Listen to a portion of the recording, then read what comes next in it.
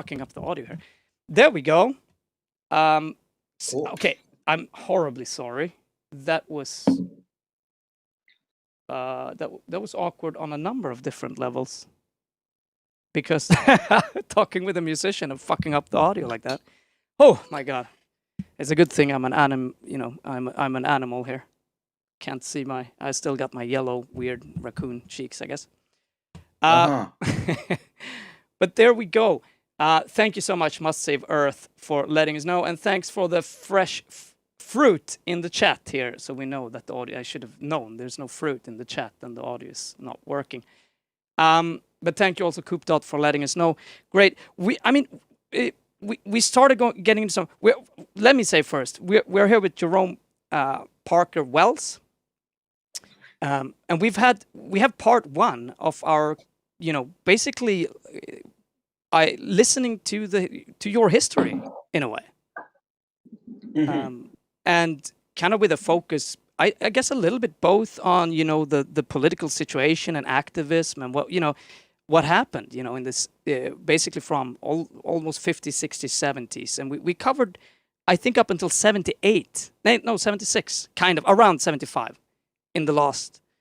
I think the last one was the Silver Convention. Silver Convention. Okay. And we were listening to, I believe. Let me see here. I should have it open somewhere. There we go. I think we're listening to Get Up and Boogie. So, but we're actually we started a little bit here, and we were just talking, and maybe that's an interesting, angle, kind of, because again, when did you first come to Sweden? Because you were in Germany and then Sweden. Is that correct? Yeah. I went to Sweden in '85. That's when I was born. Amazing. Yeah. Pretty cool. I wonder if there was a connection. No. Yeah. Mom. Wow. That is amazing. Yeah. So I was born in '85, and then,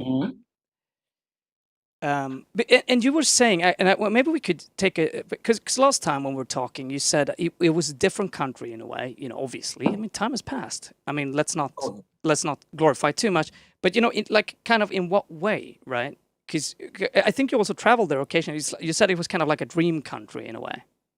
Oh yeah, first time I saw Sweden in the mid 70s, late 70s, no, mid 70s. It was like paradise. It was like a dream. It was really amazing. So peaceful, so orderly, so clean, so nice, so elevated. I mean, it was a very, very nice place.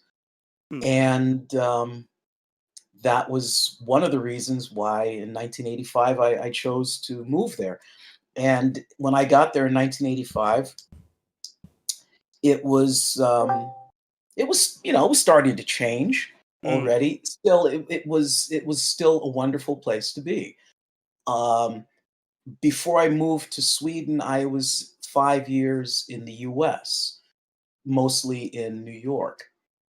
And moving to Sweden was like an escape, because things in the US at that time were quite bad. And they were also quite bad in Germany. That's why I didn't just go back to Germany after being in the US for a while. Germany was going through some changes, especially southern Germany, where I'm from.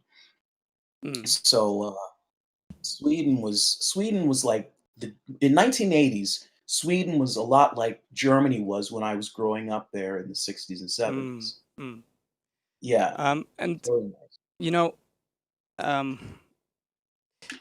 I guess it's a little bit. Let's actually let's start. And I can tell you, I didn't say this before. So kind of the idea here that I'm hoping for, and I'll do it with your good, if you want to do it, but is to later kind of edit this all into, is to obviously edit this later and kind of put it together as something that kind of tells this story. Because I find it, there's so many interesting things, and I think it's so, I mean, no matter if you're interested in music, it's not, it's so much more, right?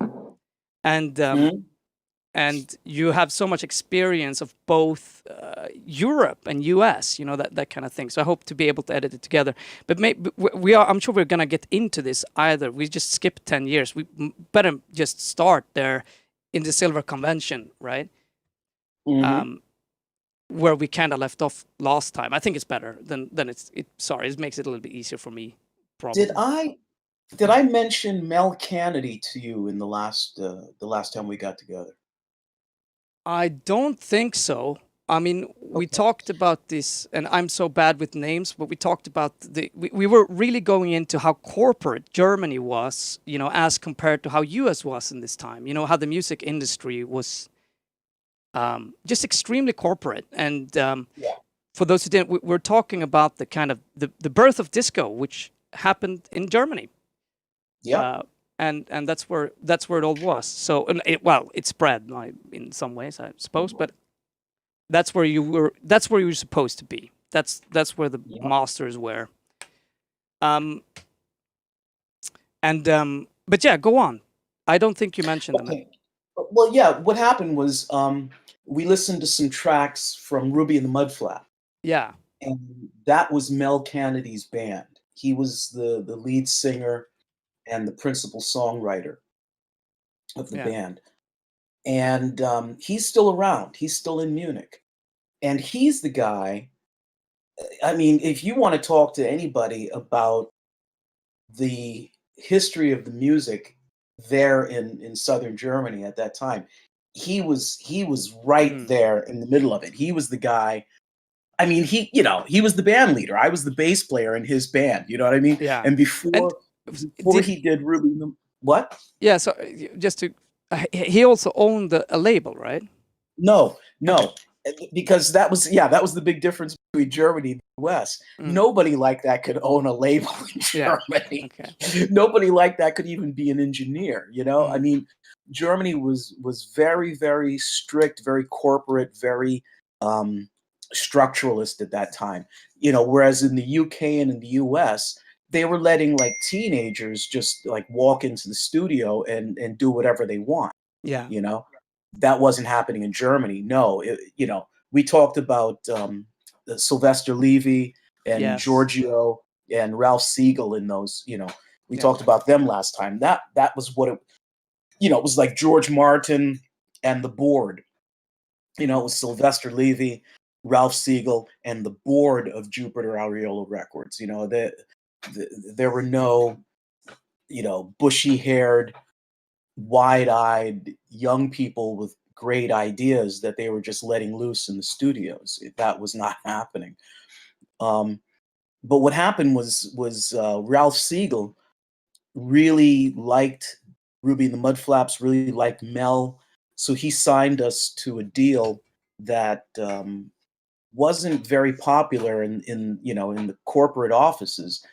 But at the same time, it you know turned out to have been a good idea, and you Mm, know the band did okay, the record did kind of okay. It was never a smash hit, but still, you know, it was a step in the right direction.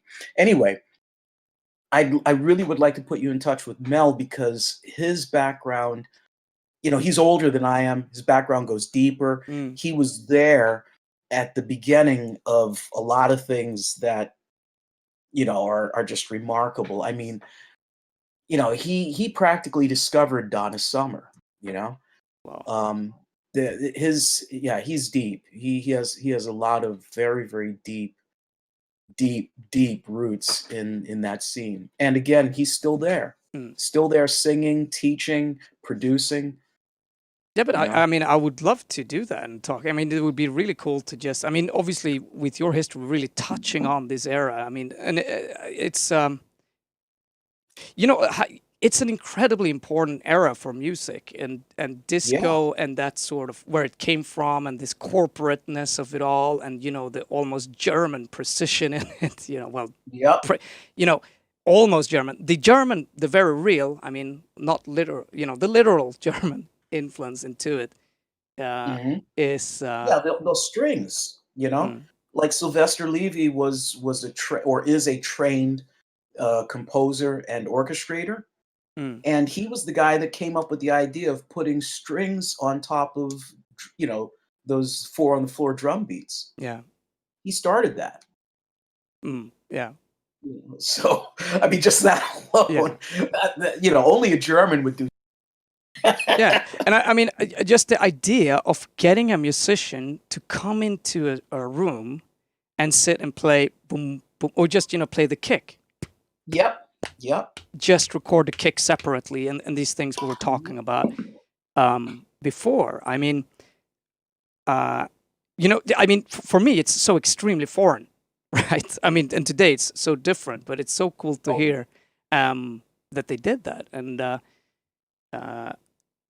I mean, like when you look at the drum machine and all of this stuff, it kind of becomes like, this was the precursor to some of those things. How do you get it like that? Yeah. But maybe I think we listened to Breezy last time. We did. Yep. But maybe we could play just a little bit of that. So, because you played the bass on this, and can you maybe give a recap of this a little bit? Well, it was like 50 years ago, wasn't it? That's a fuck of a long time ago to get. Yeah, sorry. Hey, come on. It's like yesterday. Tell me.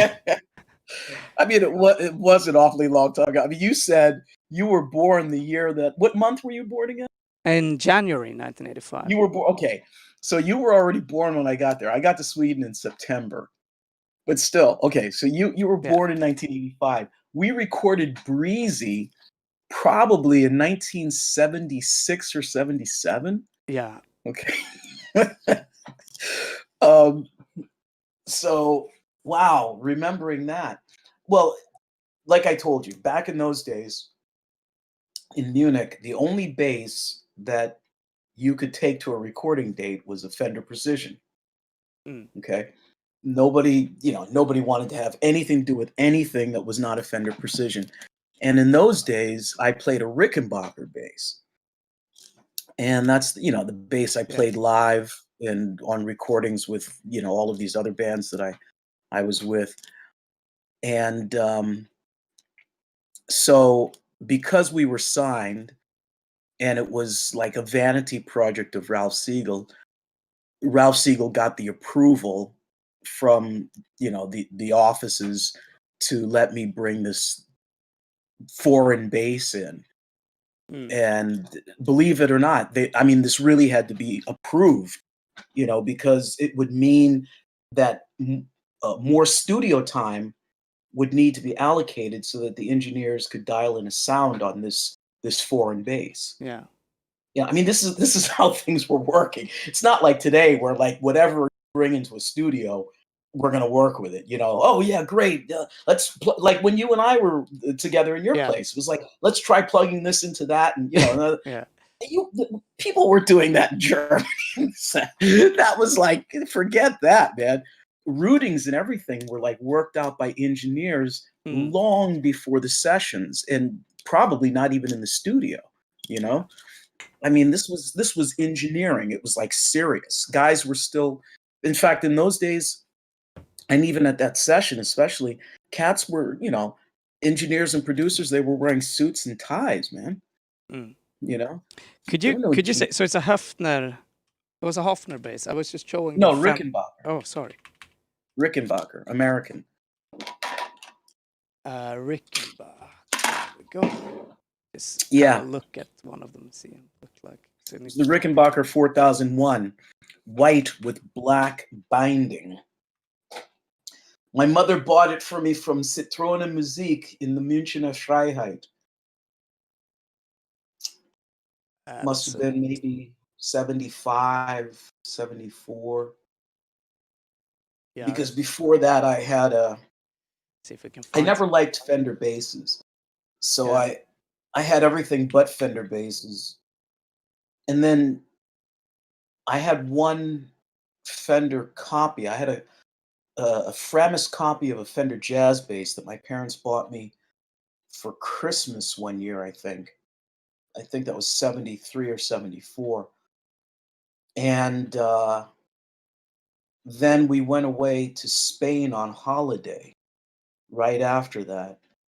And some friends of mine broke into the house and stole a bunch of stuff, including my bass. and that was the last Fender bass I ever owned. Mm. Never owned a Fender bass after that. But yeah, I always had like, Gibson basses or Rickenbacker or anything but a Fender.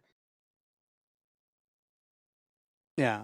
We're looking at one a little bit, and I hope people can see that's how they look like. And if you're listening in the future, you can of course Google yourself.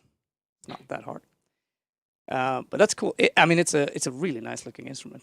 Actually, I really Yeah, like it. yeah, they were great. And you They have played well. mm, They're still manufactured. you have that Um, big cover of the. It's a really nice place to place your thumb, I guess. If you're, like this looks just yeah, sturdy. Nice. and I played that bass with flat wound strings. So because like Chris Squire played that bass and he popularized it. Mm, And so that bass was always associated with his sound. mm, So, if you listen to Yes, that bass sound is the sound of the Rickenbacker 4001. mm, That's the Yes sound. That's the sound of that bass. So, me playing, soul and R&B on that bass was unheard of at the time. People, you can't play like R&B, you can't mm. play funk on a bass like this. Oh, and I gotta But I did. just kind of because at the time you were in, so U.S. was completely different during this time, obviously. Um, and how did you manage to but at the end actually get even get them to accept this? What happened there before you recorded it? Well, it was really more Mel, I think, Mm, because it was his session. He was the band leader. Um, he was the guy that the producer, Ralph Siegel, had the confidence in. I mean, Ralph had confidence in the band in general. mm, Still, it was kind of like, yeah, it was cool because Ralph had seen the band live. That's the bass I was playing. yeah, It was working. It should be able to work in the studio. Don't fix it if it's not broken, kind of thing. yeah. So Ralph was always, he's always thinking a step ahead of everyone else. Mm. But I mean, so at least you can say. I mean, if you want to listen to something that sticks out, I mean, this was far from the norm, but you actually managed to be as a kind of like a group or a band go in and actually use one of these studios and to a certain extent do it your way. To a certain extent, yeah. Now remember, um, Breezy was the B-side.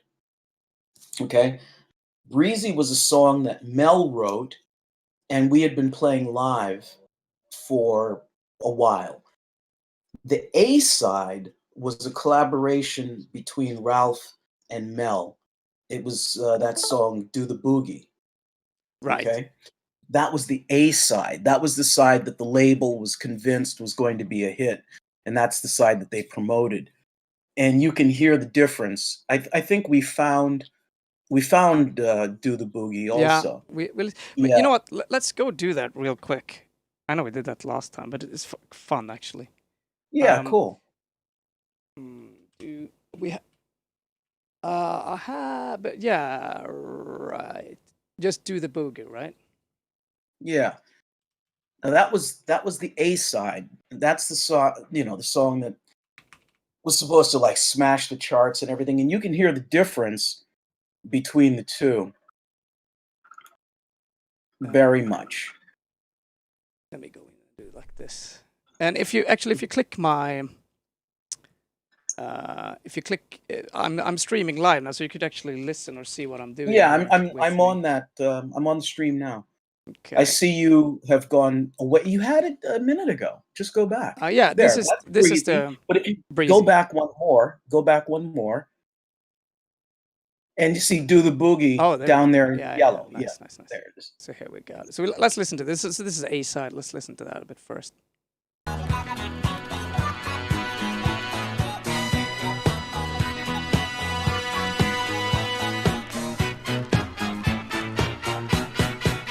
Well, I was down at the whiskey at 1:45. sure Ryan. And I couldn't stop moving, having so much fun to the rhythm of the boogie. I mean, it's cool. I mean, it's still almost surgical in a way. It's incredibly clean sounding. Yeah, well, I mean, it is German. Yeah. Let's listen to this.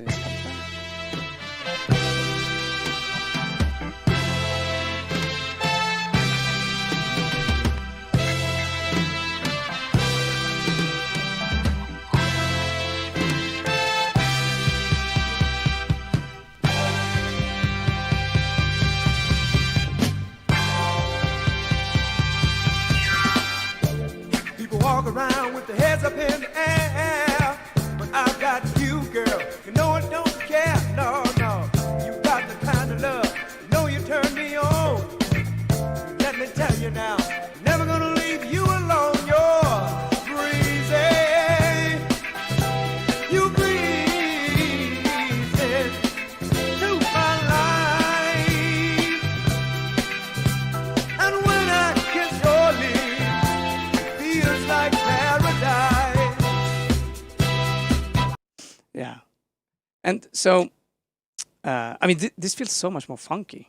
I mean, it does feel a lot more experimental in a way, I would guess. But Yeah, obviously, I mean, big differences between the two. And you hit the nail right on the head when you said that Do the Boogie sounded mechanical, and it's, like it's very, very sterile. Everything was very planned out, very, yeah. Whereas, Breezy was it was a song that we were playing live, yeah. something that really worked and was tested with audiences. Yeah. I mean, how was it to go in and try to record a song in that way? I mean, I suppose you weren't able to play it together. You each had to lay your individual parts. But you were used, I suppose you were also used by that at the time. It didn't seem weird to actually not play it together at all, or kind of get the feeling of Well, each other and that stuff. Well, we did track most of the rhythm section instruments together Okay. on both tracks. Um, we did track drums, bass, rhythm guitar together, maybe even keyboards. Maybe I'm not sure. I don't really remember if Matthias played on the the ground takes, the foundation takes. Mm. But well, yeah, we were definitely playing, live in the studio for the basic takes, and then guitar solos, horns, additional keyboards, and of course the vocals were all done as overdubs. Yeah. But Glenn Royke and I definitely played those rhythm section parts live. That's good. I mean, but so in many ways, there you were actually you could actually record it as a band. I mean, it's so interesting. Actually, I mean, it's really interesting to hear this, because you kind of here you have that. To me, it sounds. You get that feeling. I mean, I like this, but I mean, I really like it when I get the feeling that people are playing together in a way. I don't know how to put it. Like, you can tell that there is, it's breathing in a way, right? It has True. that sort of kind of feeling but it's so interesting to see in many of these, because we were listening. You can go back. We were listening to more straight example of the German disco. It's you can kind of compare them here, but I guess you recorded it the same in both, right? At the same studio. Yeah, in the same way as well. Yeah. You recorded rhythm Yeah. seconds together in both. Yeah. I'll listen a little bit here. Found me a lady with some sneakers on. She said she boogie with me all night long. Do the boogie. Do the boogie. Do the boogie. Do the boogie. Yeah, it's cool. It's so incredibly well produced in many ways for its time. Yeah, I mean, Sylvester Levy and Ralph Siegel. I mean, they were the pioneers. For You know. yeah, for you are not complete audio geeks. Maybe you can just listen how they worked with the panorama, how every little sound is. You can hear everything, right? And you got to remember this was recorded, with in a studio without any real modern technology, no help. You were talking about the desks that they were using last time. I mean, they Mhm. could work with some, some EQ, some compression, I guess, but that's pretty much what you could do. Yeah, I remember. I'm not sure what they had on this session. I don't remember what the desk was here. I do remember that Milehouse studio in Munich Mm. was the first studio in Munich to have an automated desk, and I was at one of those first sessions. It was actually a percussion session that my friend Joseph Spector was doing, and I was just hanging on, just hanging out with him. But it was an automated desk, and what it automated was mutes. Yeah, that was Yeah, it. yeah, It right. So just you could mute and get the da da da da da da, or really sharp Well, mute. no, they weren't Not doing really. that. No, it was just muting channels. Oh, yeah, It yeah. was I think it was a 24 input inline desk, and it had this immense floppy disk. I mean, like, uh, big floppy disk. I forget the dimensions, but it was like there was a point in the session where they had to stop the session to change the disk because it was full, because the disk only had like something like 64 kilobytes of memory or something. It was a Yeah. huge disk, Christian. I mean, it Yeah, I was can like a imagine. I meter can imagine. or something. It was huge. But they had to stop the session, and nobody could go into the control room while they did this. And the engineers that were changing the disk had to wear white lab coats and gloves and masks. They couldn't touch the disk, and the disc was housed in this. It was like a drawer sort of thing that pulled out of the back of the mixing console, and it had this disc on it, and they took it out and placed it carefully in a case and Mm. put that someplace, like a storage place, and then they took a new disc out and put it in. And again, all this did was automate mutes, and that was like a big deal. I think it might have even been an early SSL or something. Um, Mm. because all the mixing consoles in all of those studios were world class consoles. I mean, that was one of the reasons why Mm. Munich became such a significant place in the recording industry, because Yeah. all that technology, the best of everything, best microphones, best preamps, best consoles, everything was best. It's fun. It's really cool to hear. I was thinking so, and we did cover this a bit last time, but it's good to kind of go back and just pick up the trail. So what time are we in here when this was recorded? Like I said, I think this was recorded 76 or even 77. Mm. There should be on the yeah, it should be on the Sorry, on the label, isn't it? uh, oh my Should be S. someplace there on the label. The Come on, copyright. boogie. Found me a Or lady. wait, if you go back to that yellow text, there might Uh, be some information there. Let me see. I don't know It's not why. really in focus. I know. I don't know why. Yeah, there. Yeah, if you go. Oh yeah, it It was is good. 1976. Yeah. Maybe we recorded it in 75 and it was released on this compilation in 76. But That's yeah, I possible. think we recorded in 75 then. Mm. So this was around the same time as the Silver Convention Get Up and Boogie. Um no, Get Up and Boogie was before that, I think. This at least says 1976. Maybe it was a re-release. No, Get Up and Boogie was 76. If that says it was 76, it was 76. I'm pretty 76 sounds right to me. because it was one of the later songs. Because the Silver Convention thing started for me in like '74. So yeah, it's reasonable to say that Get Up and Boogie was '76. Yeah. And so at this time, you were. What else did you do? I mean, you were in Germany. Let's kind of broaden the view a little bit. You were in Germany. You were performing with the Ruby and the Mudflaps. You were performing. I mean, I guess when someone needed a studio bass player, you would go in and help them, and also you were working with Silver Convention. Yeah, and I also played with a band called Embryo. Okay. Which is credited with being like the first world music band.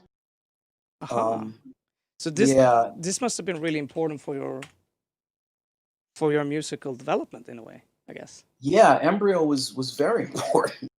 That was a very, very forward-thinking and significant movement. Yeah, that's Embryo right there.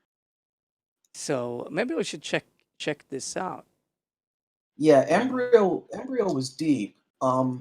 It was a guy named Christian and a drummer named Christian and a guitar player named Roman Bunke. And they had this idea to fuse jazz, rock, and what we now call world musics. Then they were talking about bringing in African and Indian influences along with the jazz and the rock. And that it's amazing. And this was, like I said, this band was started, I think, in 1967. I think Christian and Roman started the band. I didn't really get involved with the band until after '73 or around that time. You had a lot of projects during these times. Yeah, man, I was a bass player. Yeah, you kept busy. Yeah, always need You a know? good bass player. But yeah, Embryo, man. Now let's listen a little bit. Yeah. This is Surf, and this is the full album. Actually, if you have something specific. Yeah, that's a bit later. But still, it's a good example of what Embryo was about.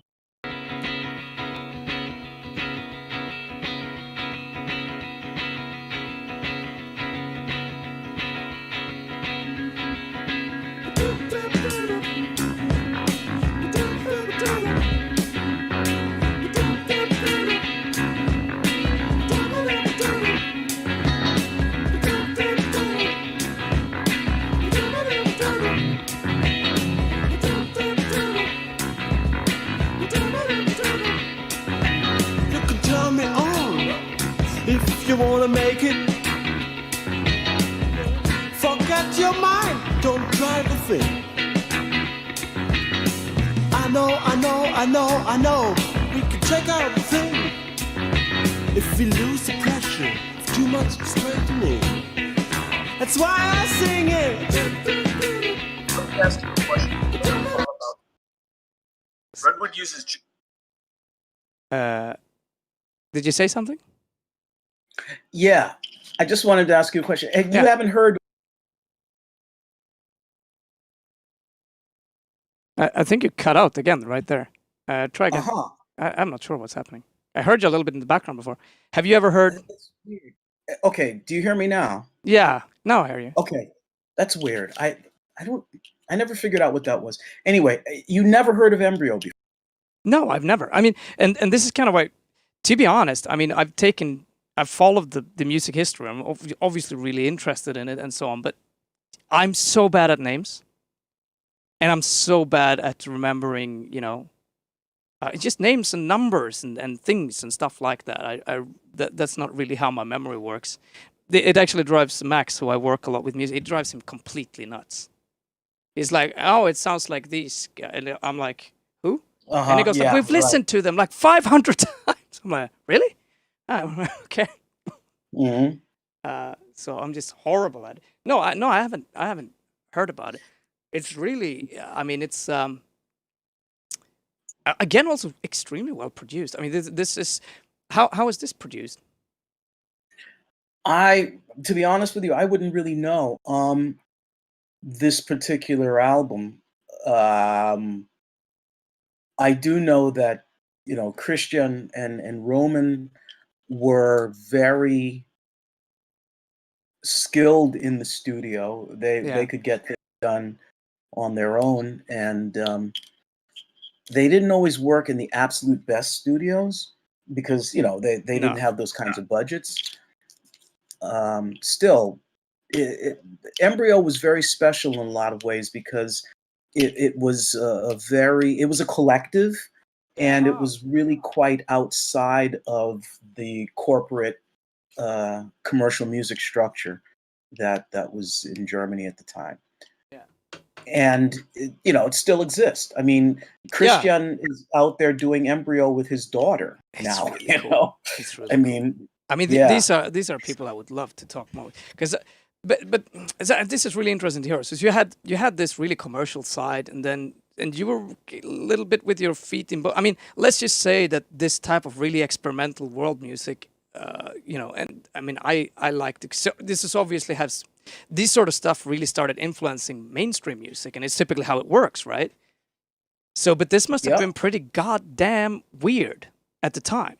To me, it just sounds like, sounds like a reasonable rock track, rock Yeah, funk there was track, there was a scene. I mean, like in Munich, it was Embryo. Yeah. Up a little bit further north, like around the Frankfurt area, there was Mrs. Beastly, which was sort of like the Rheinpfalz version of Embryo, and like over in Berlin, there was a band that was actually headed by an American trombone player. That band was called, I think it was called Haboob. Mm. I think that was Haboob.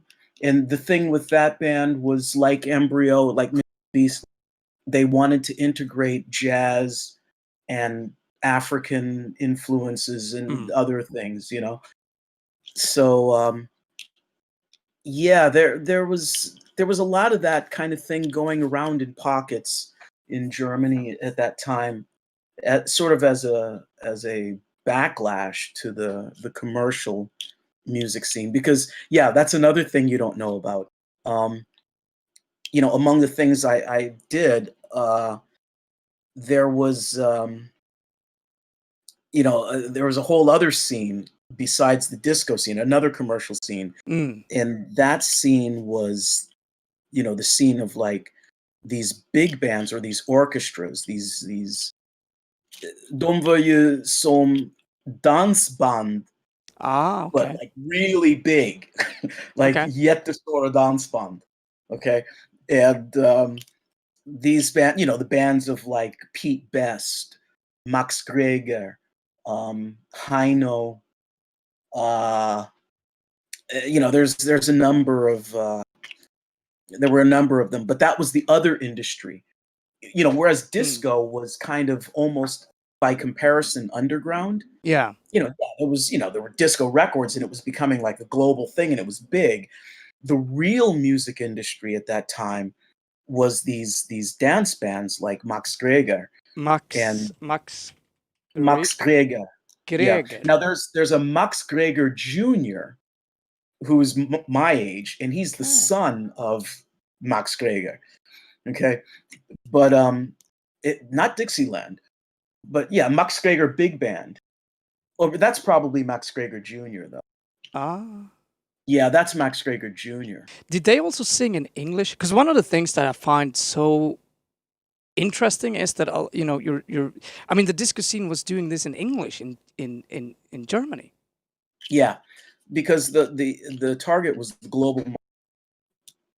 Okay, and that was another thing that made disco different from. Yeah, that's right. Max Greger and all of these acts that I was talking about. That's what we used to call Schlager in Germany. Ah, right. That's the real Schlager. That's the original Schlager. Let's have a quick listen to this. Trumpet blues, sentimental. Well, but journey. no, this is Max Greger Jr. This is like a fest, corporate fest band, which is I mean that's what Schlager was really kind of. It's just that this is this is not his dad's band. You'd be better off looking at Pete Best and his Best Wishes. That's an interesting story. Pete Best was the original drummer of the Beatles. Okay. And when they were in Germany, he stayed in Germany instead of going back to England. And he started this career as this band leader, Pete Best. And I played with this band once or maybe twice.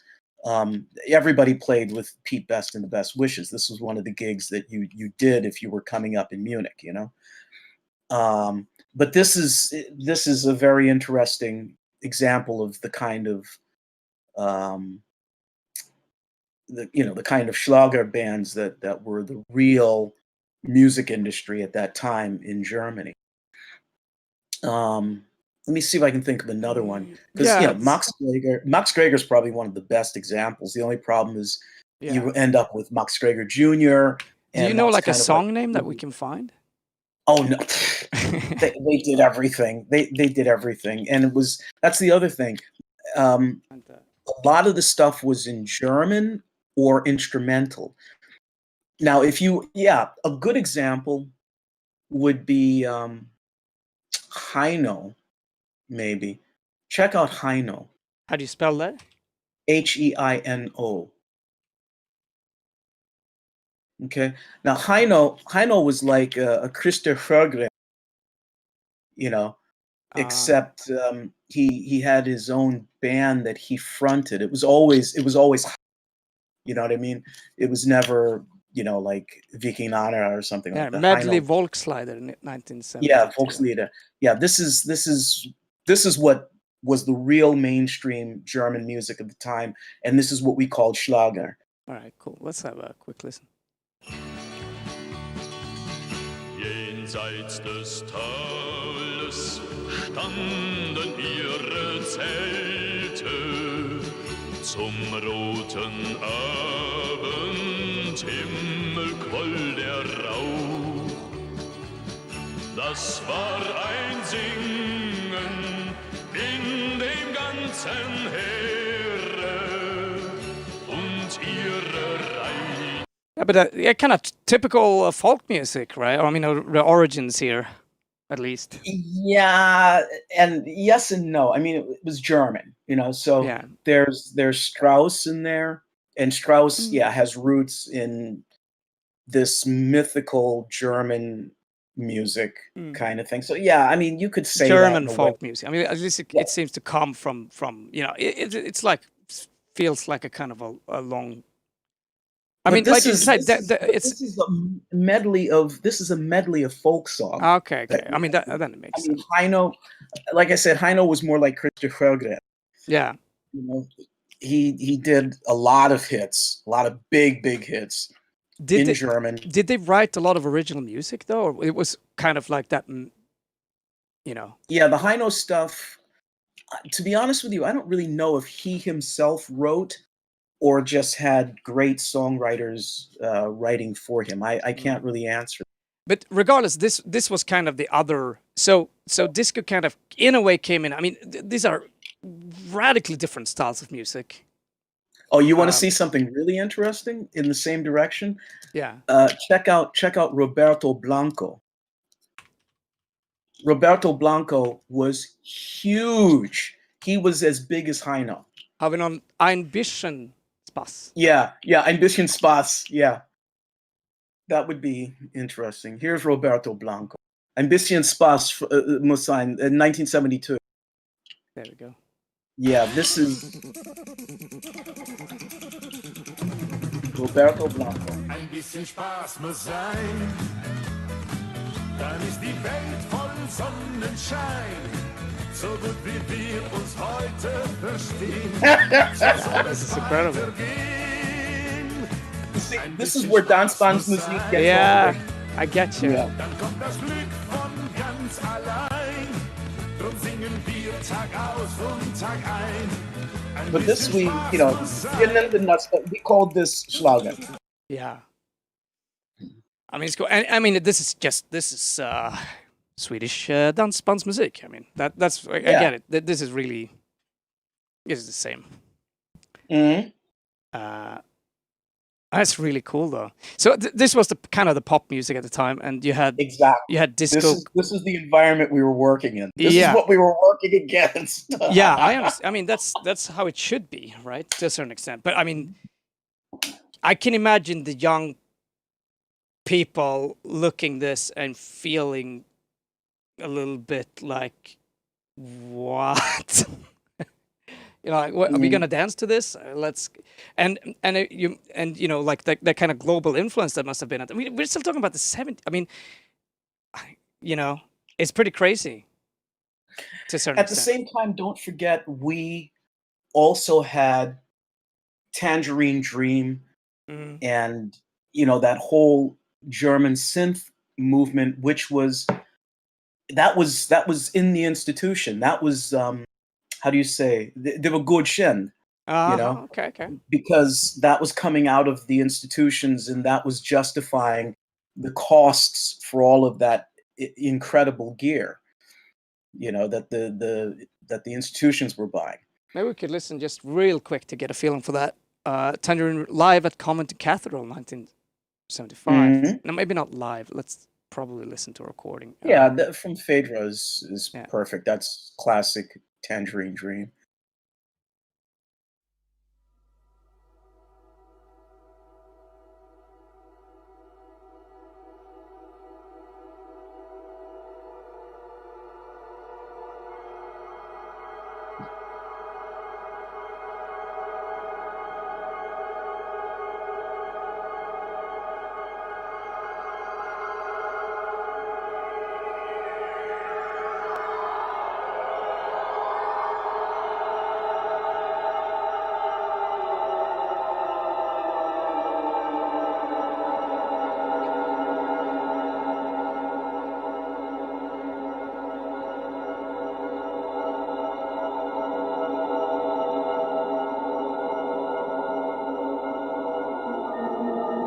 Mm.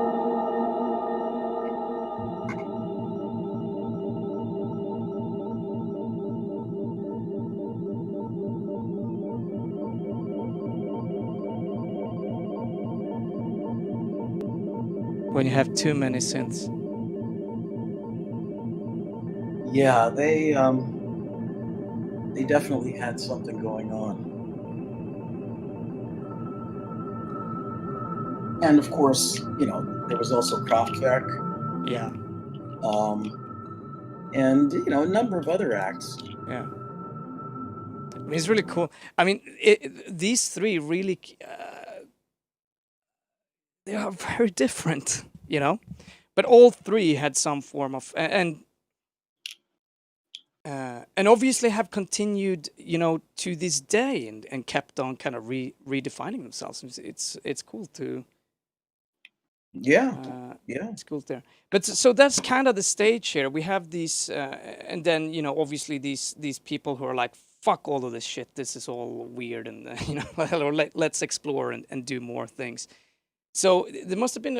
I mean, it sounds to me like you had that kind of creative. You in Germany at the time. You just had that kind of perfect. You know, in Munich, perhaps maybe specifically not for this, but you had that combination of all of these good studios, these people who dared do something new occasionally, or at least found their own way, and also were good enough to make money out of it, so they could actually turn it into something that lasted.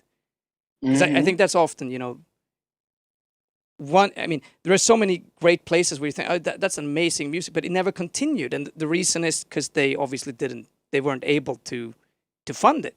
You know, people at the time Yeah. just didn't like it, or they weren't, you know. Um,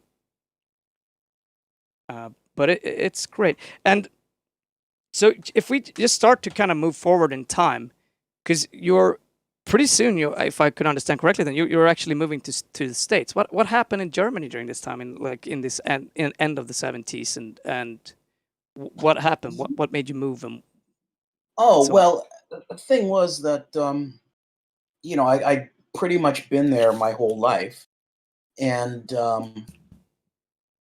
you know, it was like these acts would come over from the U.S. and you'd hang out with people, and you know, you'd feel like after a while you just started feeling like if I'm really going to Sorry.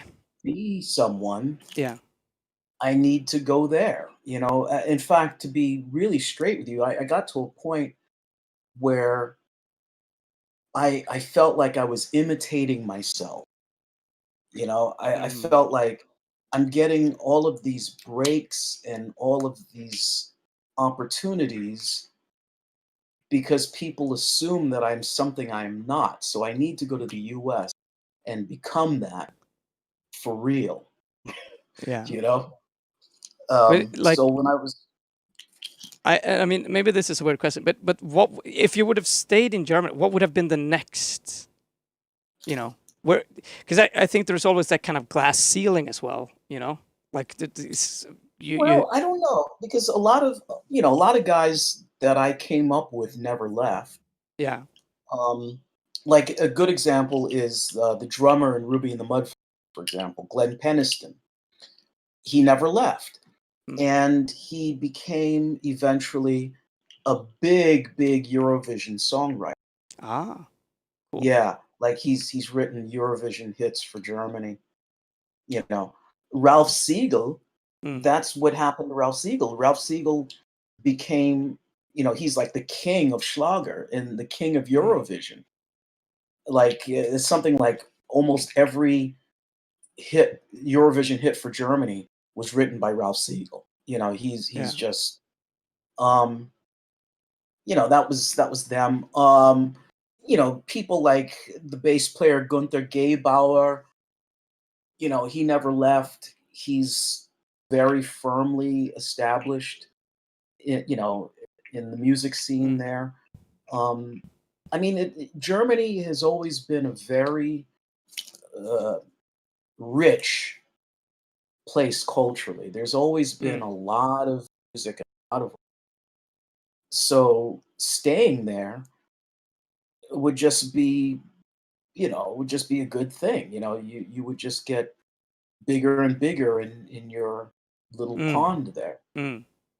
And like Mel Kennedy, he never left. He first went to Germany in the army um, in the 60s, Mm. and he was doing music already then.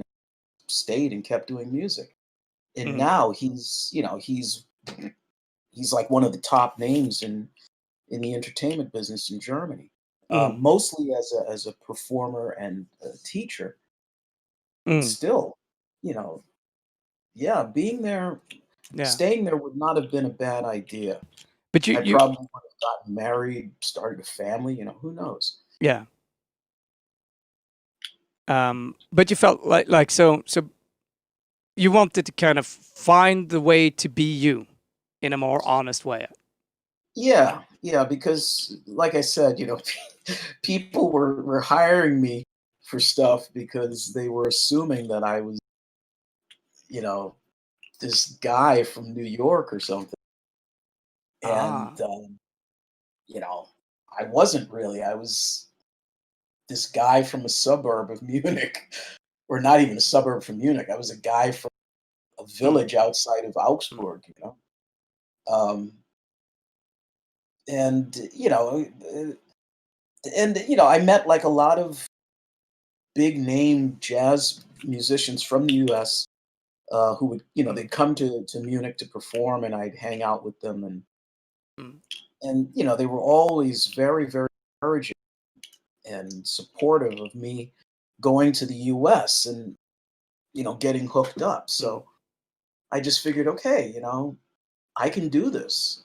I figured at 21, I was ready. I was going to go to the U.S. and I was going to be famous in 3 weeks. I was just ready to go. Yeah. Cool. And so so you left in was it 1980? And we are skipping a little bit because I'm sure there 79, was end of 1979. okay. And how? I mean, that's got to be. I mean, I take it particularly for this time period. It's got to have been a pretty mind blowing transition. Yeah and no, because I I traveled a lot in Germany, on gigs. And I was often in Frankfurt and in Berlin, and of course Munich was also a big, fast city. Um, I went to New York with my girlfriend, and we, we had connections and stuff. So we had like a nice place to stay and all this sort of thing. Mm. Um, and 42nd Street, 8th Avenue. That was nothing new to me because I was used to the red districts in Frankfurt and Yeah. Amsterdam and Munich, of course. That was my milieu. That's Mm. where I was from. I was from the red light district. I was that kind of a person. I would hang out. I used to drink and stuff back in those days. So Mm. I was like, I'd go to Hamburg and just be on the Reeperbahn and just ridiculous. Yeah. You know, I was that kind of a guy when I was a teenager, Mm. and so going to New York, it was I knew what to expect. I mean, that's what I expected. I had my Mm. bass. I was going to go to the jam sessions. I was going to go to all of these clubs and hang out in all these seedy, dangerous places. And maybe I just wasn't smart enough to be scared. Um, I just thought that seedy New York underworld was for me. Yeah. Yeah. I mean, quite often, So if you're not scared, it actually isn't that dangerous. It's kind of get dangerous if you get scared. yeah, I mean, don't get me wrong. I mean, New Mm. York City was a very dangerous place, especially where I was. I mean, my girlfriend and I, when we first moved there, we lived on Christopher Street Mm. downtown, which I don't know how much you know about New York, but No, I Christopher don't. Street. And I mean, this is a good, like, kind of getting all of the sense of the area in New York at that time would be Mhm. really cool. Okay, well, New York at that time, Christopher Street, that was like really nice. It was the West Village. It was very gay. Christopher Street was like kind of like the gay epicenter um, of New York City at that time, and still kind of is. Kind of. I mean, it has that legacy, I guess. Um, Mm. but Christopher Street was where this apartment was.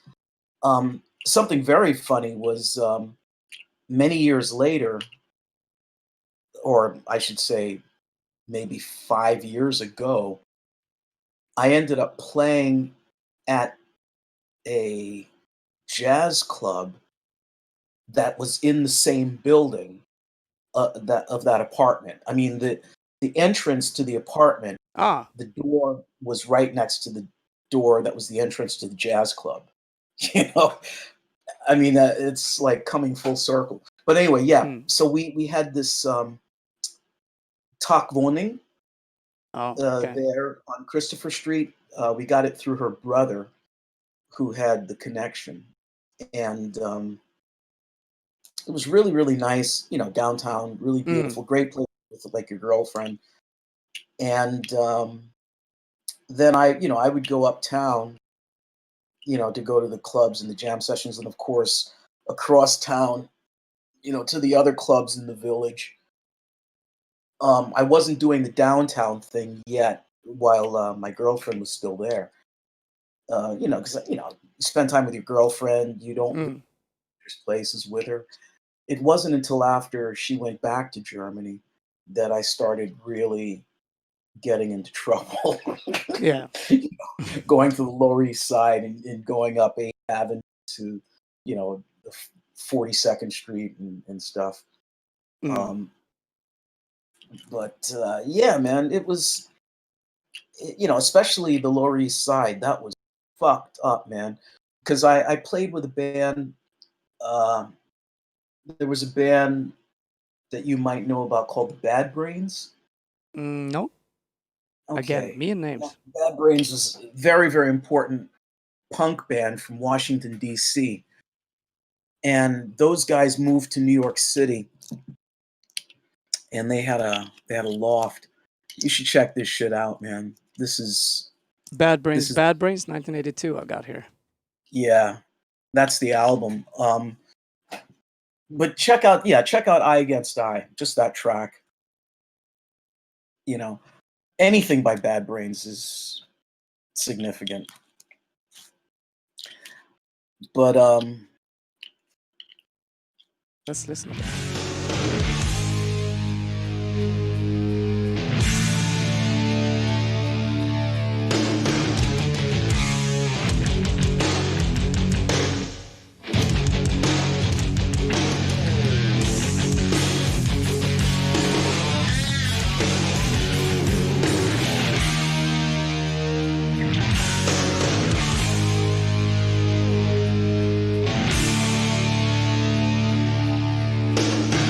So I mean, let's just say it's a different music scene, yeah. very. So what happened was I started going downtown. Yeah, what happened was I started playing with this. Oh yeah, okay, this is great. So what happened was after my girlfriend went back to Germany, I started hanging out a lot more and doing all-nighters, going to all kinds of places, and I didn't get into the drugs, which is a really good thing because the drug scene at that time was very, very heavy and very, very bad.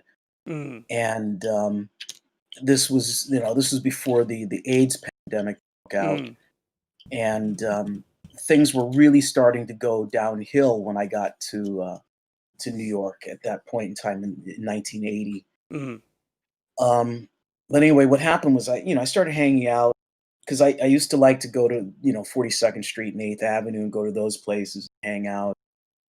And then on the Lower East Side there was like a lot of interesting stuff happening musically, and I was getting involved with that. So there's this church in New York City called St. Peter's, and they started doing these jazz concerts at the church, and they would do these 24-hour jazz festivals, like 24 hours round the clock jazz vespers they called it. And so I was, and this was uptown, St. Peter's, I think is on the West 52nd Street or something like that. But I ended up there one night just walking in off the street, into this, because I was walking on the street and I heard this music, like really intense free jazz. And the only place that it seemed like it could be coming from was from this church. It's like this huge church. It's a cathedral, actually. So I walk in, it's in the cellar, and there's audience and everything. They're having this big jazz festival. So I just sit down and I'm listening to all of the different acts, and all of these people that I heard that night pretty much ended up being the people that I spent the next 5 years playing with. And some of them I'm still working with to this day. And that's where I met Ken Simon, who's a sax player out of Brooklyn. And I ended up working with him and his band for all of the years that I lived in the US. And he was the one that introduced me to the Lower East Side, free jazz scene properly. And that's how I got to know a lot of people that became very important to me later. Yeah. And that's also what led to the formation of Machine Gun, whole other historic episode. But yeah, man, I played with Kenny and all kinds of places, man. We played everything from bars to libraries to old folks' homes. And what music did you play? I mean, typically at this point, I mean, it's got to be kind of vibrant, right? Yeah, we played his music, and his music was like post Eiler, really. So can we search for something? By Ken Simon. The only thing I've been able to find from Ken Simon on YouTube was recent stuff, and it's just him playing standards, playing jazz standards in bars. I haven't looked lately, but a few years ago when I did look for him on YouTube, that's all I could find. Mm. On the other hand, to get an idea of what we're talking about or the type of music we're talking about, you can look for Albert Eiler.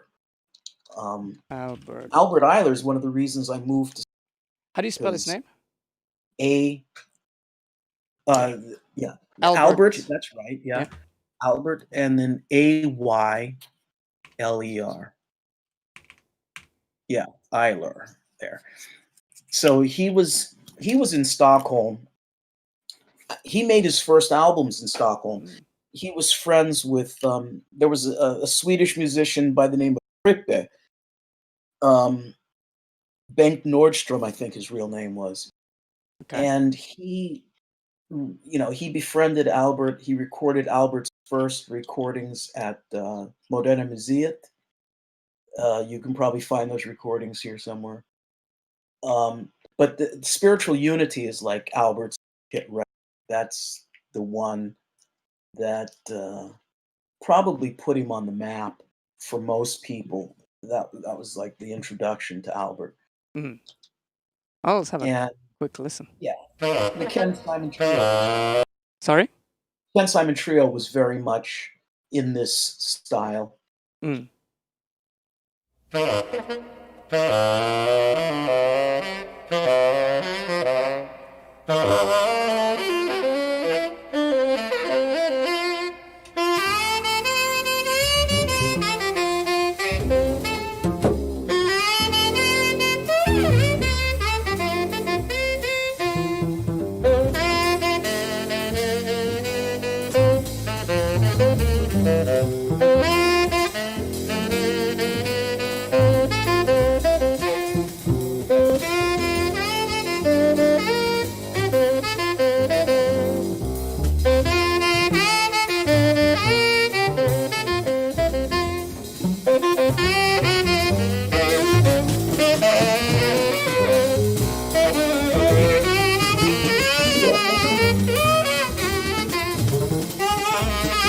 I mean, I just a complete, it's kind of like, I mean, going from Germany to New York at this point in time, comparing here, Exactly. this kind of just a spiritual unit. I mean, just a creative freedom, like Yeah. the expression, like really going in there and seeing what can we possibly do. There is no limits to what, to.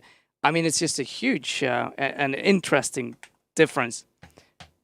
See, the thing that we didn't touch on here was there were two groups that I was associated with in Germany Mm. that actually three. There was we mentioned Embryo. There was also Emondul, and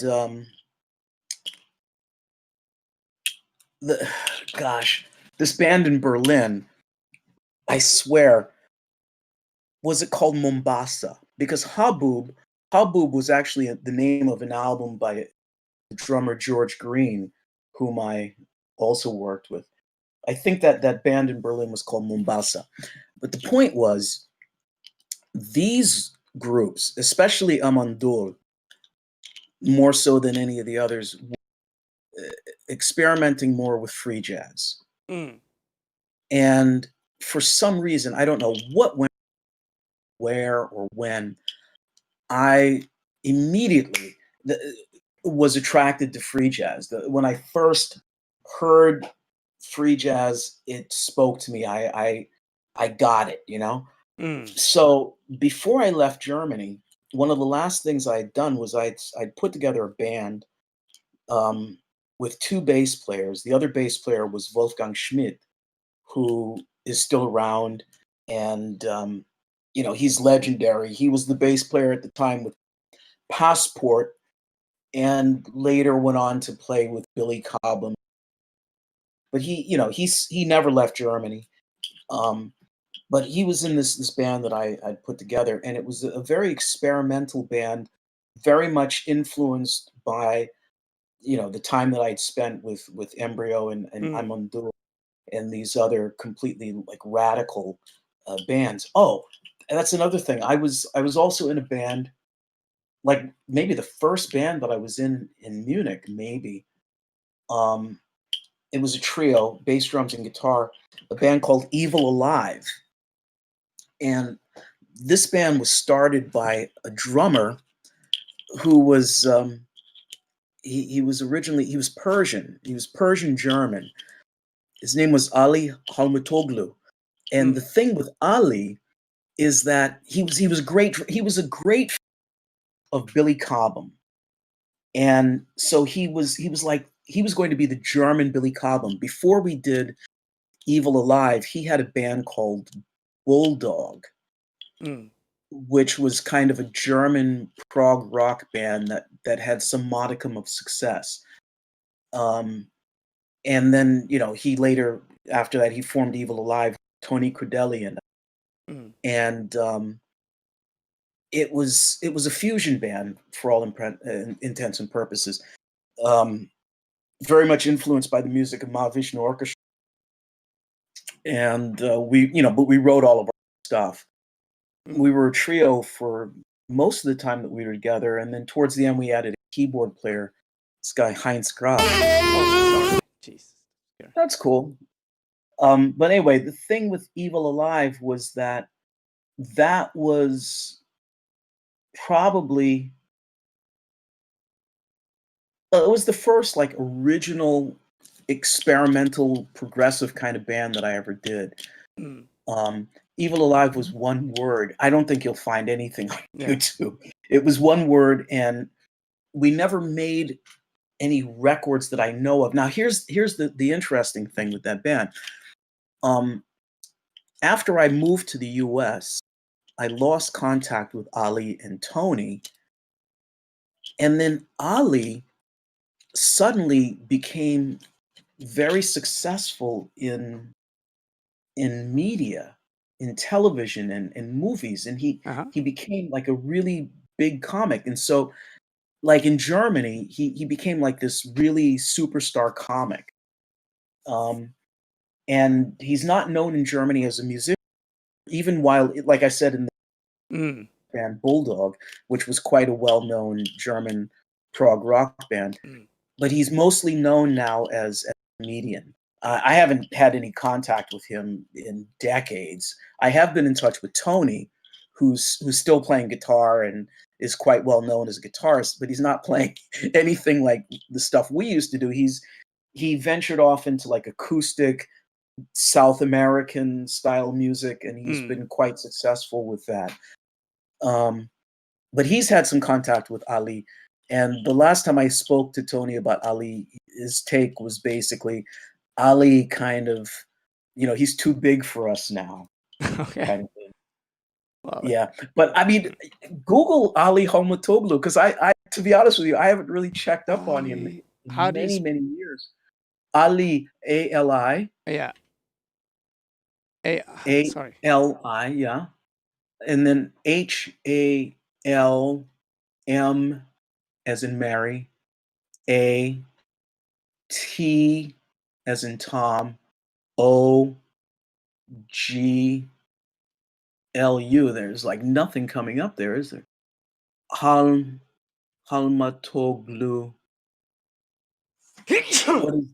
No, not really. No. Oh, there's Bullfrog. There's that one of the albums from band Bullfrog. I'm surprised to see that. Look at that. But I wonder, yeah. A lot of these are coming up now. That's interesting. Yeah, but that's all his music stuff. So that's good. That's good because maybe he never really did that in his own name, his comedic career. Yeah, maybe he was some other kind of name. In the dark part of the town where I still live today, and I've seen, yes, I've seen all those bad things which I have. In the dirty house. But there was, nice. There was much better Bullfrog stuff than that. I mean, most of what I know of Bullfrog was quite heavy. I mean, okay, we're talking, early 70s, Gentle Giant, kind of influence stuff. Mm. It was probably much heavier for us then than it would sound now, but still, it was a good band. Mm. Evil Alive was a good band. I mean, we fucking killed, man. That was especially when we were just the trio. Yeah. And you know, because Ali was such a great drummer. Mm. But anyway, all of that to say, you know, when I was in Munich, I was involved in a lot of stuff, and it was very, very inspiring and very, it opened me up to a lot of things, so that when I finally did New York, I was ready.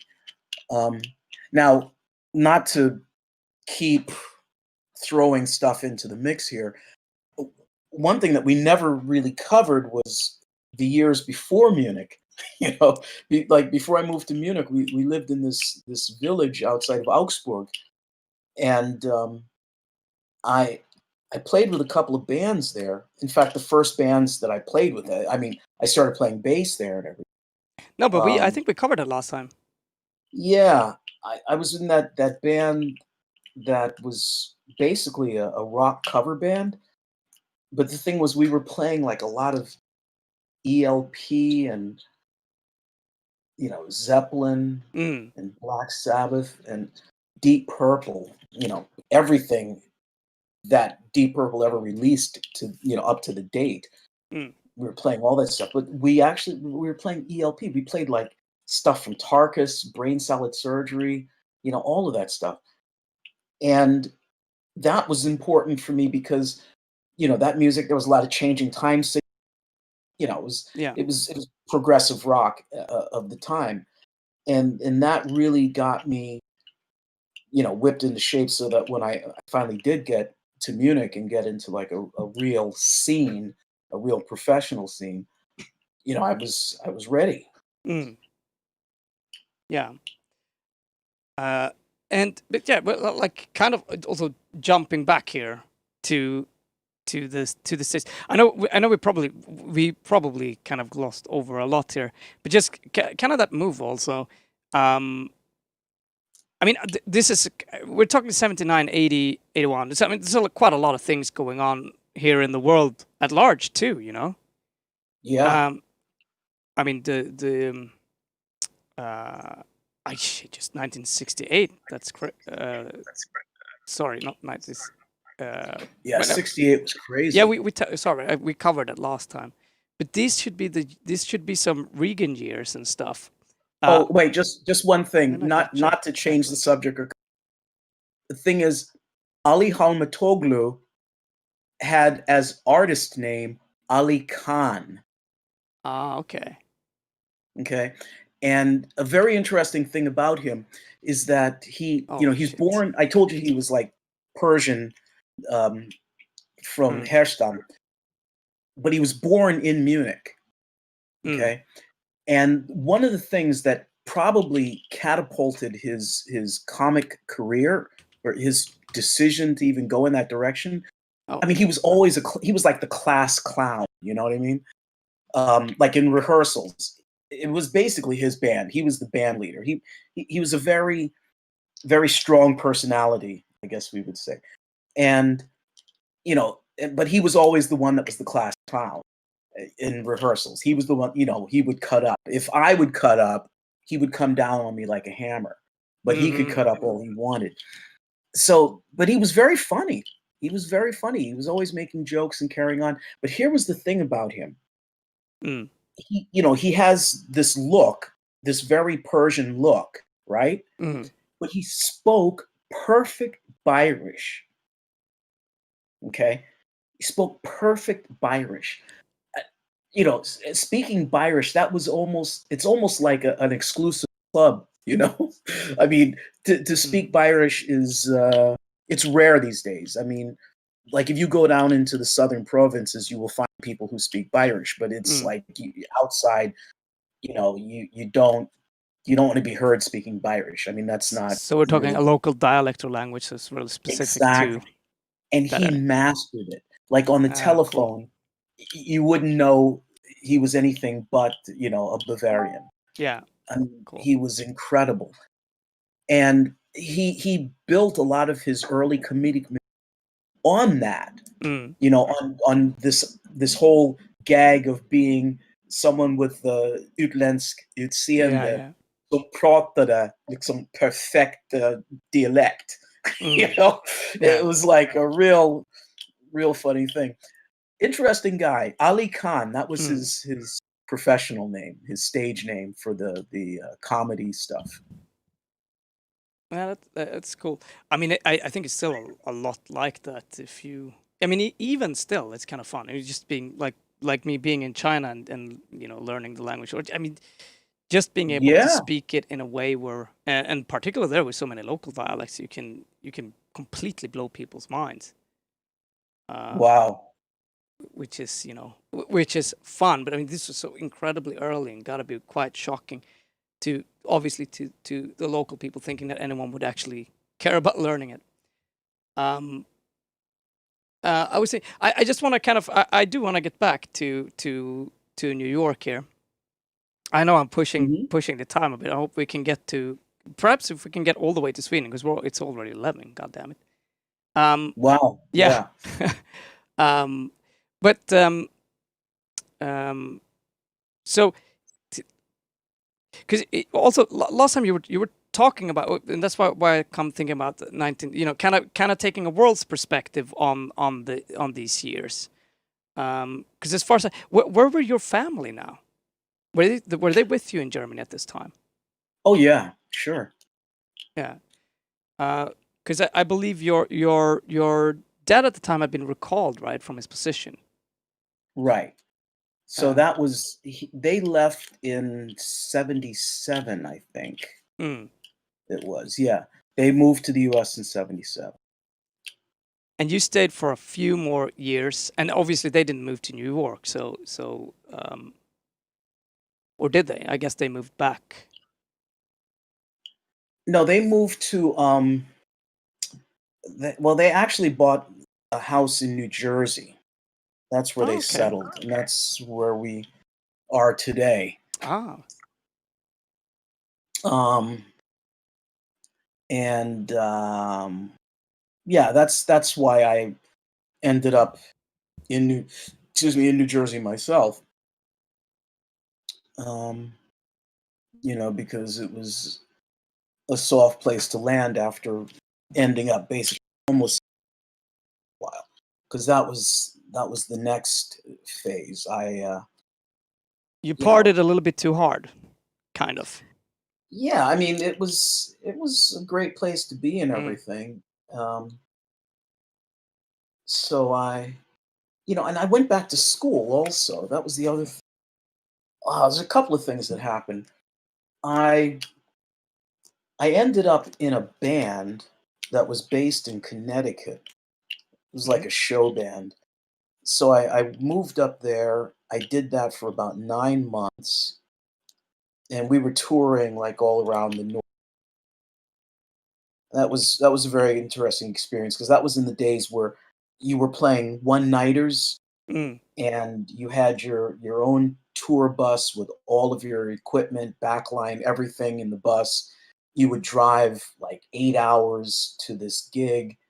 mm, You would get out, set up, play all night because back in those days you played like until 5 in the morning or mm, 3 in the morning.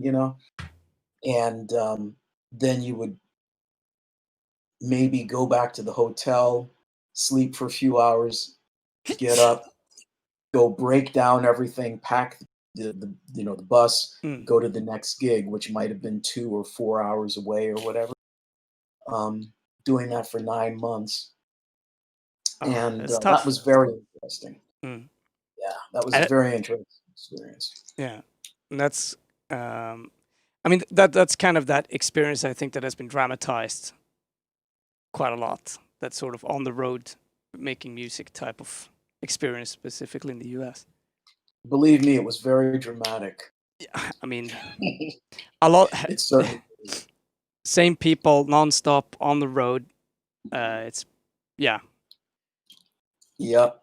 And you remember, I'm like fresh off the boat from Germany, right? Yeah. And this band, this was a corporate construction. This band was put together by a management company that they put out adverts all over the country for people to audition for this band to back this Italian singer that they had imported. Mm. And they were going to make this singer a big star in the US, So they put together this superstar band from, guys from like everywhere. It was almost like being in the army, because you're living with people from a whole other world. And, here I am fresh off the boat from Germany, not really speaking English that well and being not very acclimated to the culture at all, And I'm living with guys from like rural Pennsylvania, Yeah. Places like that. People with completely different realities, Mm. and a lot of drugs and alcohol. Mm. Yeah. It was just sex, drugs, and rock and roll, man. Because you have to remember, in those days, going to playing these clubs, and it was like you were a rock star to Mm. these people, Yep. So yeah, man, it was pretty fucking wild. Um, but yeah, I did that for 9 months, and then I decided to go back to school. So I ended up going to Tulane in New Orleans, Mm. and that was a really good move because New Orleans, of course, if you're going to play modern American music, I mean, New Orleans is the place to be because that's where it all started, Mm. So that was an incredible experience. I mean, I met and hung out with people that most people only read about. It's just absolutely amazing. And yeah, New Orleans is a magic. I experienced and saw things there that I still am not sure really happened, because it was just so incredible. So incredible. Mm. Yeah. I mean, there's just a lot of deep, really deep culture, I would say. I mean, no matter what, that kind of originates there. It has Yeah. a really huge influence. But you studied there. Yep. What did you study? Well, that's the other thing. I went there, or to put it very bluntly, my dad paid for me to go to school there, Mm. under the conditions that I was studying law. Wow, So I that's was a a that's a pre-law change. student. Yeah, I was a pre-law student, and it didn't take me long to realize, because you're in New, so it's like amazing music is everywhere. Amazing. You go to jam sessions, you get gigs. Yeah, It not was the right place to send your son if you want him to stop doing that crazy music shit and get a real job. exactly.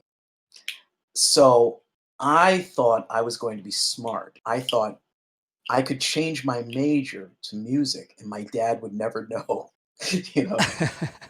So that's how I got cut off, Oops. and ended up having to work to pay for my school, Mm. which didn't go very well. So I basically dropped out of school and just stayed in New Orleans doing music and partying until I ended up actually in the hospital. You ended up what? In the hospital. Oh, wow. Yeah. What Yeah. happened? I got very, very, very sick. Now now we're getting to the interesting bits here. This was, I think, oh gosh, I don't know. Was it 1981? I don't even remember, man. It's all of this gets very confusing to me I'm now. But looking the a little bit point at the was, precedents here to kind of understand the time period, but that must. okay, If yeah, Ronald Reagan was just president, it might have been yeah. 1981. Reagan 1981. was president. let's see, Jimmy Carter was president when I went to so when I left New Orleans, Jimmy Carter was president. So what Mm. year was that? That was Ronald Reagan became president in 1991. So that's gonna be September. 1981, I guess. February the Reagan 6th. became president in 81. Yeah. Okay, because Jimmy Damn. Carter was before Reagan. Mm. So it was 1980 that I was in New Orleans, Mm. and like I said, I was I was partying, I was doing gigs. They still had bathhouses. I was just doing crazy shit. Mm. I was doing crazy shit in Munich. Mm. That's one thing I always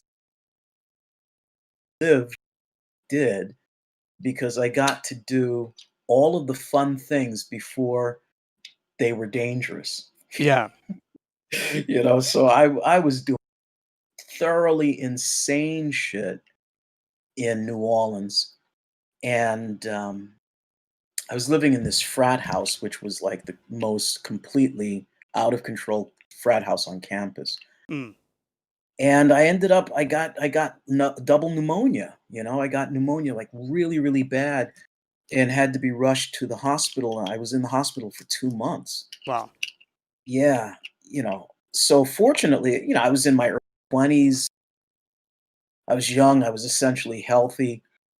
While I was in the hospital, it was discovered that I had a few other things that I had to be cured of. That's why I was in for so long. Mhm. So they fixed me up and let me out of the hospital. Mm. And that's when I decided I had to like stop drinking. I had to stop doing the drugs. I had to get serious if I was going to survive and be a musician. Mm. So that was the end of all of that. That all ended in 1981. Mm. And so I went back up north to live with my parents for a minute. And started playing with bands and stuff around that area, and ended up moving to a place called New Brunswick, New Jersey, which was very, very hip at the time. And some great things happened there. I ended up in a band called DP and the Grays that almost made it. It was a quite successful local band that got picked up by CBS and all sorts of stuff. Oh, cool. Yeah, man. How do you spell that? Do we have something? Just DP, 2 letters, and the Grays. Like the color? Yeah. And try Grays with an E instead of an A.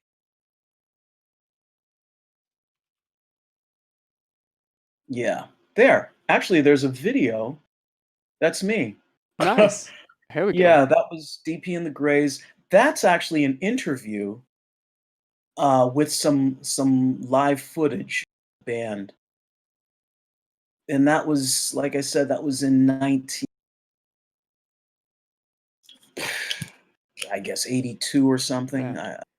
Let's see if we can find that. So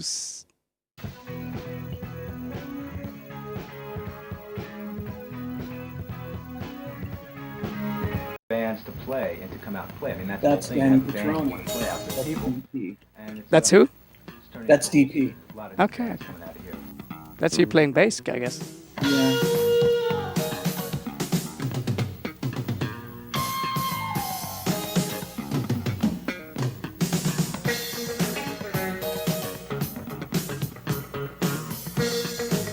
Check this out. I'm going to tell you a very interesting story. You're going to see a big bald-headed guy. This guy with the clarinet. Yeah. I'll tell you about him in a minute. This is very interesting.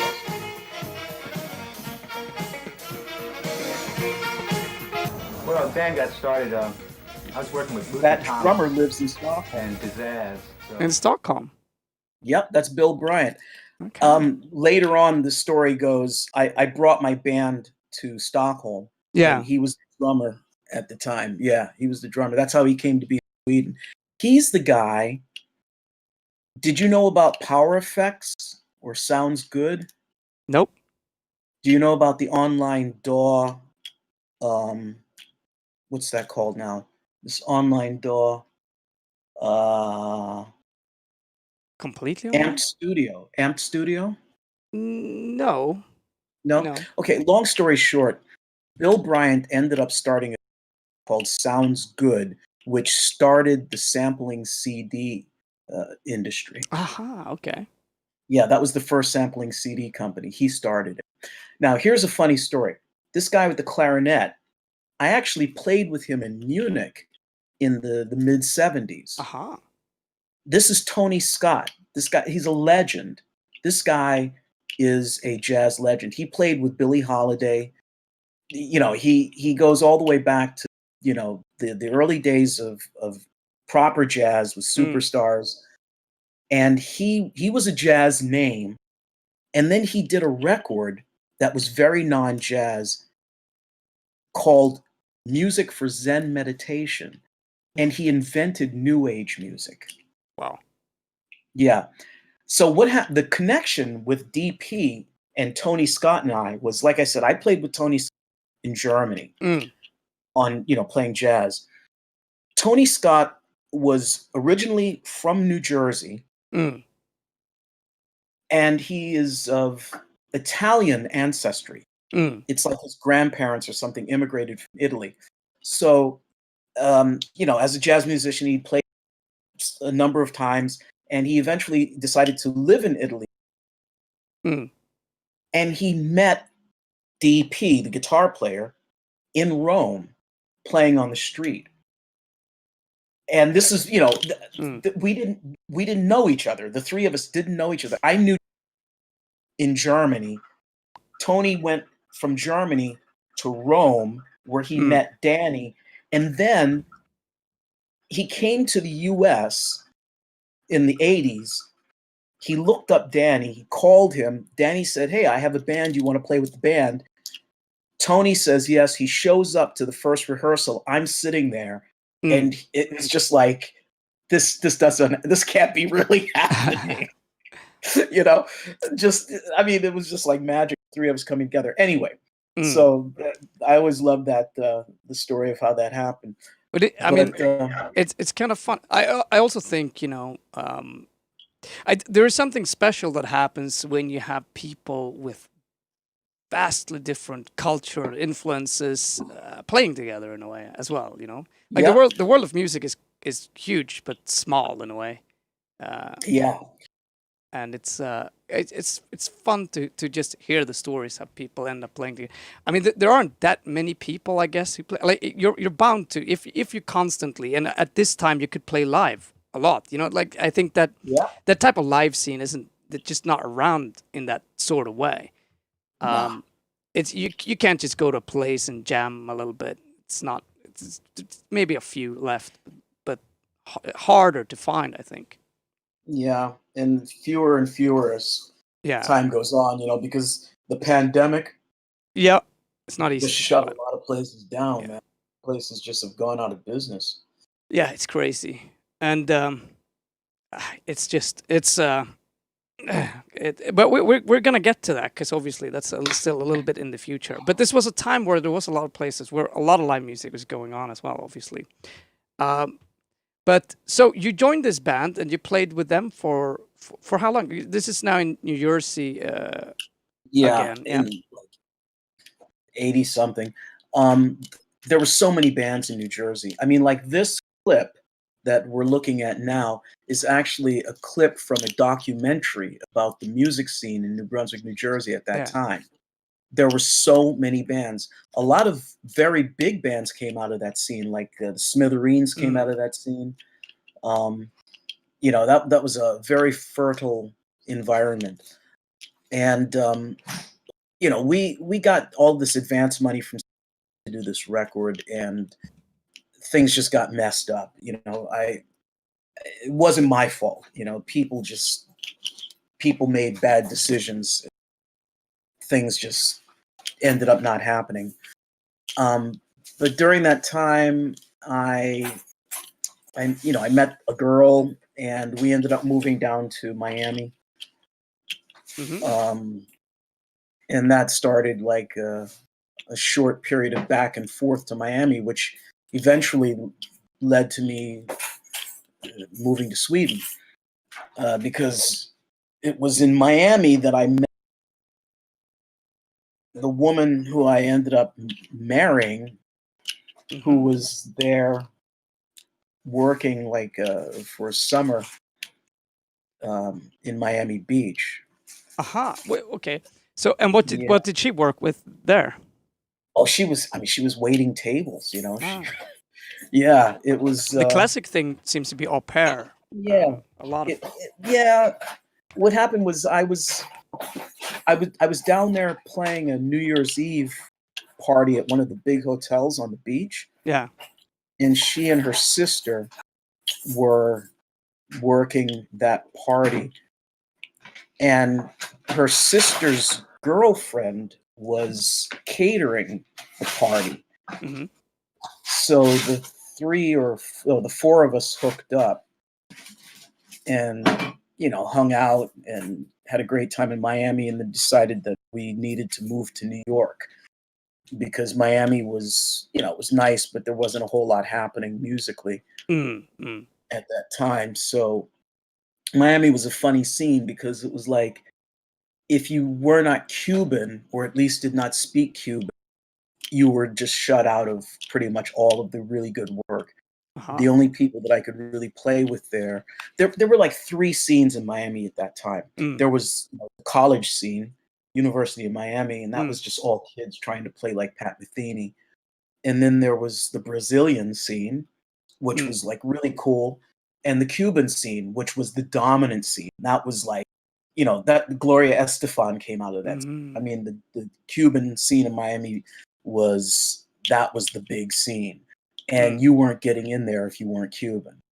That's all there was to it. Yeah. So, I played with a lot of Brazilians, which was great. And, I played with like a lot of non-Brazilians as well that were like, US citizens doing like stoner rock kind of stuff. And that was all fun and games.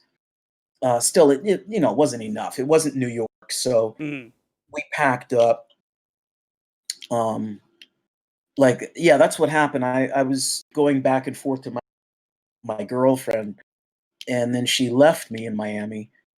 I went back up to New Jersey, and then got called back down there to do this New Year's Eve for New Year's 85, 84, 85 New Year's. Yeah. So I went down there to do that gig. That's where I met Lena, and we hung out there until June, and then we went up to New York and got married. Wow. And that's wow, there's gotta be some intense times there for sure. Yeah. But we hung out. We lived in the Bronx, in South Bronx, for some months. It was really rough. Because by that time, the drug thing in New York City was at its peak. AIDS had come. It was it was horrible. So can you just talk a little bit about this particular time period? Because we're also talking, we're talking tougher laws on all drugs. We're talking, that sort of, much harder,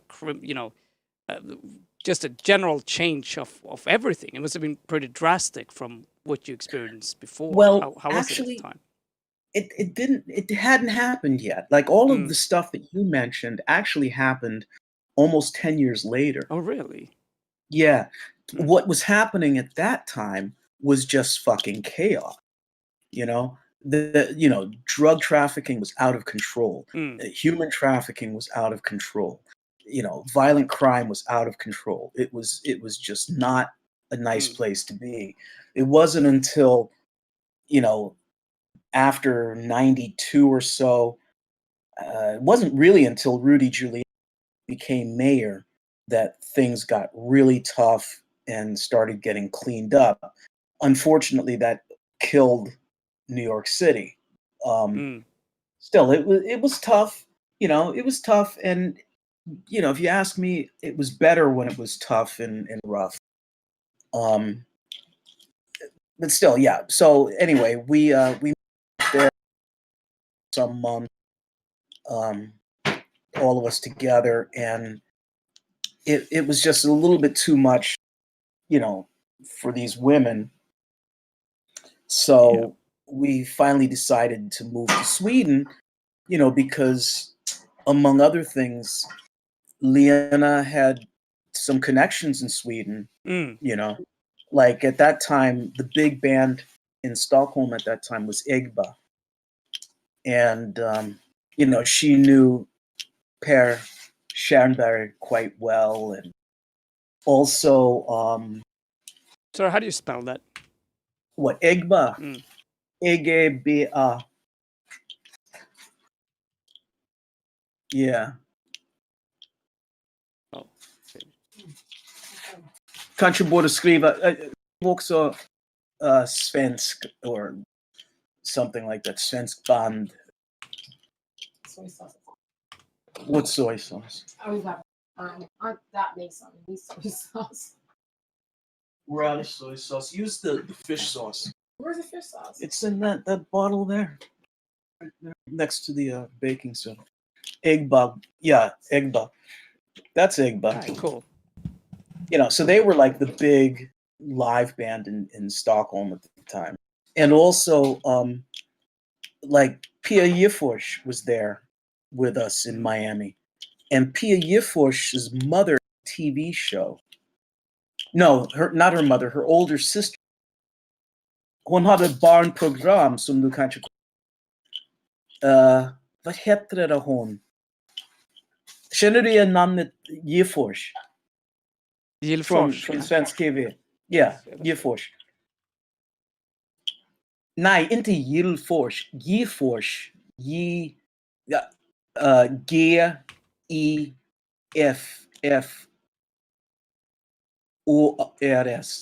Gifforss. Yeah. Oh, this is gonna be hard to find something. I don't remember. I mean, but you said... Men om du skriver... Jag kommer inte ihåg vad hen hette. I forget what for her sister, but she had a big barn program, for a long time, like even into the 2000s, I think. Even she was still on TV. I can't think of the name of the program. Yeah, Gifforss barn program. Dora utforskar, inte det här. Dora utforskar. Men det var ju live. Could she have done? Did she do a Swedish language Dora maybe?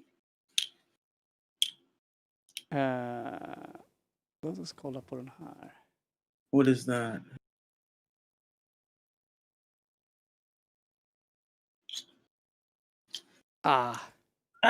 Yeah, whatever. Anyway, men hennes namn kommer inte ihåg. Men she, her sister was really well connected, and so was her mom. So the idea was that I should come to Stockholm, and I would just get hooked up, and I'd be like a big star in a month, kind of thing. Normally it sounds like that. Yeah, so we moved to Stockholm. Yeah, that was September of '85, and it went well. Things went okay. And I think we can actually let's stop there. We've taken kind of 10 years here, and I think if we get started on, because these things, I think also probably for most of the people who listen, they're Swedish. So this first thing, I think you can say, I think a lot of it's quite interesting, like part of the political stuff, and it's interesting for people who are into disco and the music scene, obviously. But moving on, like into Sweden, I think we can. This connects with a lot more people who were here during that time, and I think it's really interesting to hear. Here's someone who came. So the thing is, and a little bit what we started talking about today is it's very hard to talk about these times with someone who weren't around in other places. You kind of need to understand the rest of the world to make some form of assessment of how Sweden have evolved, right? Yeah, It's all, to me, once I left Sweden, I always looked back at it and I said, that's such a crazy bubble. Yeah. Like in so many different ways. Mm-hmm. I mean, in great ways, and in some sense of ways, like kind of bad, and but nothing is just great, obviously. But so I really I think we'll take that for part 3 because I'm gonna start digging into with just a lot of probably questions, and we could also try to do it at a point of time where we can see if we get more audience, so I can get we could get questions from the audience, because I'm sure that's gonna be where a lot of people will connect who are not crazy about. Because obviously, I mean, what we generally do, I mean, even though I sit and make music and we want to start more stuff that are about music and all of that stuff, most people who watch now, they're more interested in, the political side of it is probably a little bit wrong, but just the philosophical, but just understanding Swedish history. And just hearing people's perspective who've had the possibility of getting a perspective to it, in a sense, if that makes sense. Yeah. Of course. But good. I think I will end the stream for today. We can talk a little bit more, but I'll do that first. For you who are watching, take care. Tomorrow at let's see here. It's going to be 7. We're going to do Nyhetssnacket. We're going to talk about a lot of different sort of things that has been going on in Sweden and abroad, and obviously we'll sit and chat about it, and everyone is welcome to join the Discord, etc. But until then, have a nice evening and a good night. Bye-bye.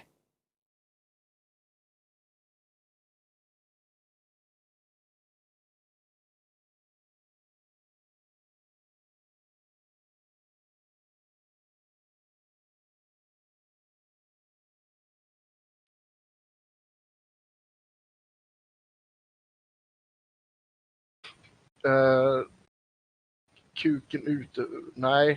Nej, stoppa in den igen, Miss Midget, så är du snäll.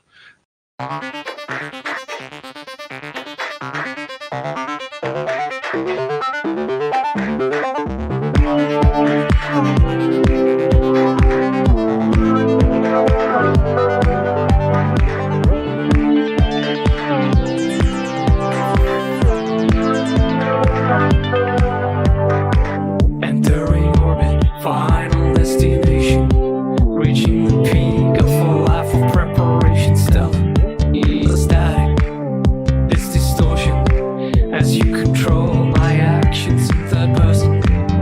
Then comes the sun. Tell me who I have become. Harder for the system, breed imposter. Don't be a victim. Harder for the system. I'm guilty of lies, but